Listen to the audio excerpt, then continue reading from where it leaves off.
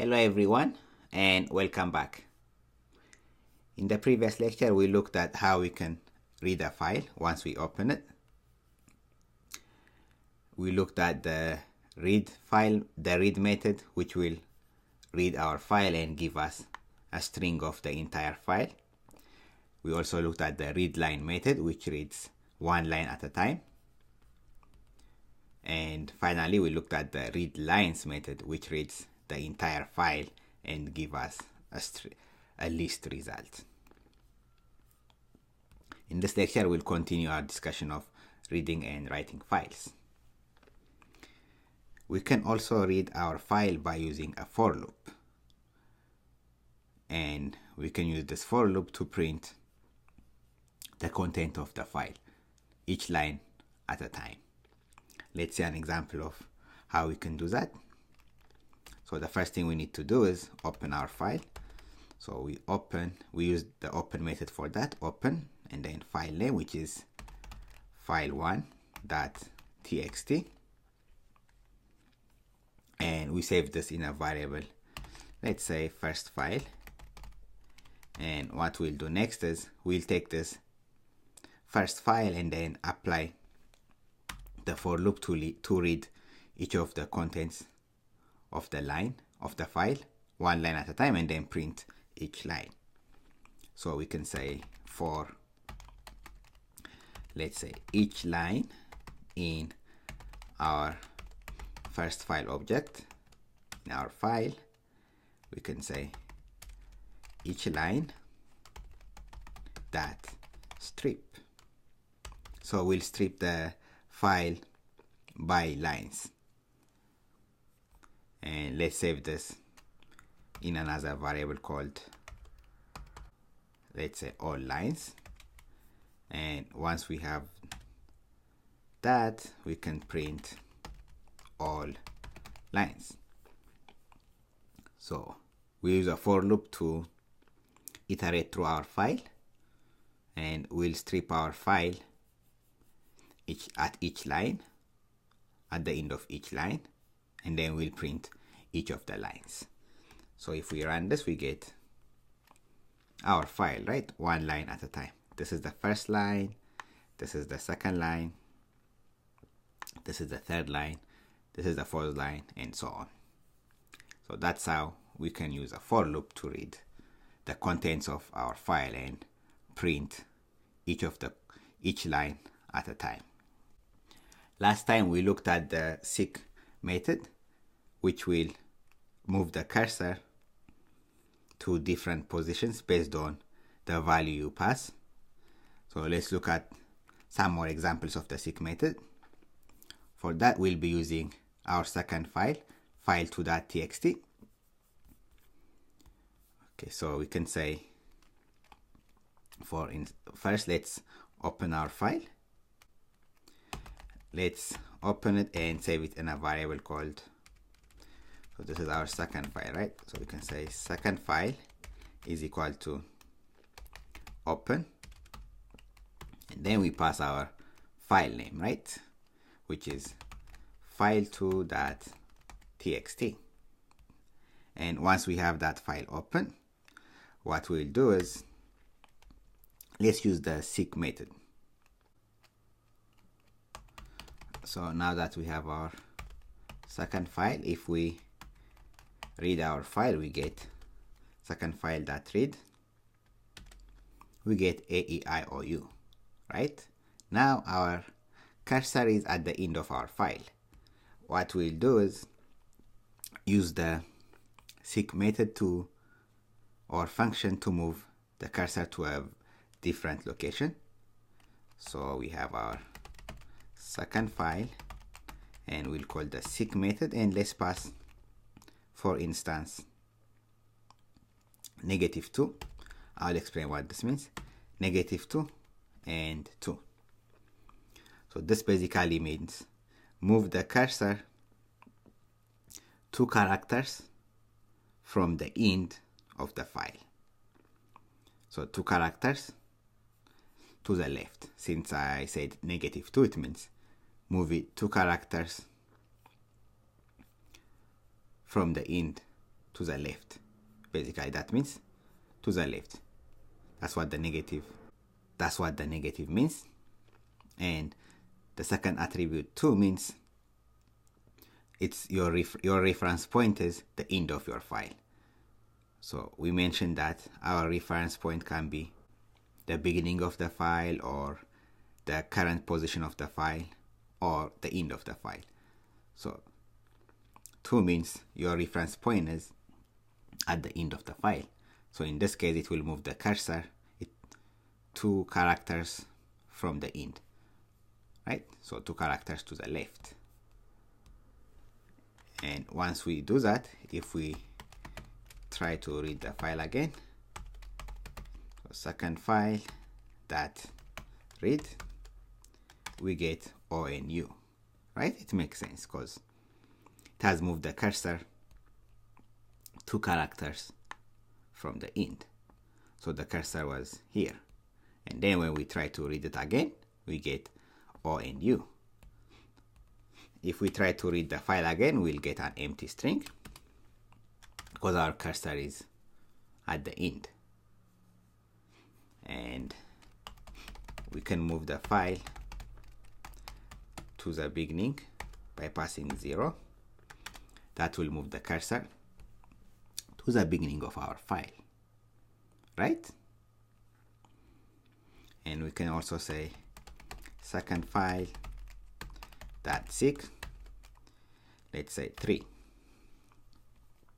So this will move the cursor 3 characters.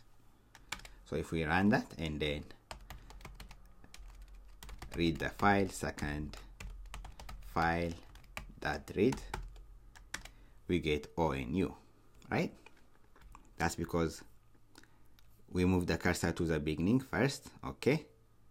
And then move the cursor 3 characters.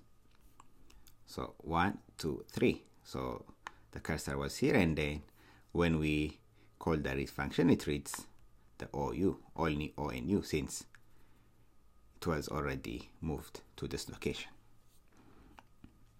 Let's look at one more example. Okay, now we need to reset the cursor to a different position since it's at the end of the line. So we can say second file that sig, let's say -4 and then 2. Now we have moved our cursor 4 characters from the end, and then if we read it again, we'll get what? ENI. So second file that read, we get EIOU, since we have moved it to this position, 4 characters from the end. So those are some examples of the Sig method. I just wanted to show you about the Sig method, what it does.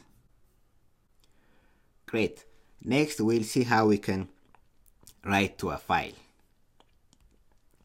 As usual, before we can write a file, we need to open a file. For that, we'll be using the open function. And we'll try to open a new file and then write to it. So we'll open a file known as, so we have used file 1 and 2, let's use file 3. So file 3.txt, and then for writing a file, we need to pass another attribute, which is the W+. It means write mode. So when we open a file, we'll be opening it in a write mode so that we'll be able to write to our file. And let's save this in a variable called third file. And so far I haven't created this file 3.txt, so I don't have file 3.txt. And the good thing about writing and reading to a file is that if we don't have a file with this file name, Python will create for us. The open function will create this file for us. So first it will look for this file. If this file doesn't exist, it will create one for us. So that we'll be able to open the file and then in a write mode, so that we'll be able to write to it. Okay, now that we do that, we take our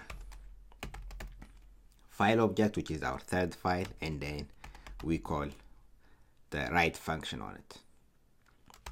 So that write, and then we can write whatever we want. Let's say this will be the first line of our file3 object. So that line will be added, and if we want to write more lines to it, we can say third file that write, let's say new line, and then can say this will be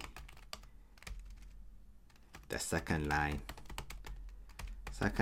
of our new file3 object. Similarly, we can add more and more lines to our file. So third file